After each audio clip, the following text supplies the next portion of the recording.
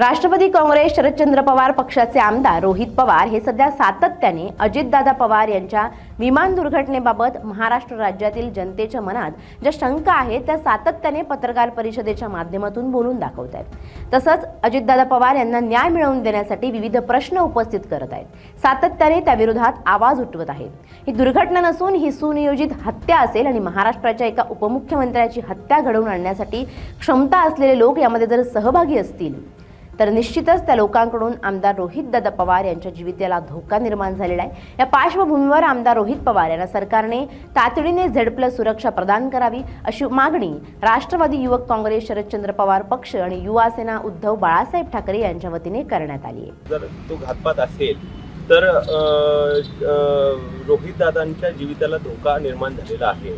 कारण आमच्या युवा नेत्याची आम्हाला काळजी आहे कार्यकर्त्या म्हणून, आणि त्यासाठी आम्ही आज कलेक्टर ऑफिसला सोलापूर जिल्हाधिकाऱ्यांना निवेदन द्यायला आलो होतो की मुख्यमंत्र्यांना आपण असं सांगावं की अजितदादा पवार यांच्या मृत्यूची आंतरराष्ट्रीय एजन्सीकडनं चौकशी करावी निपक्षपातीपणे।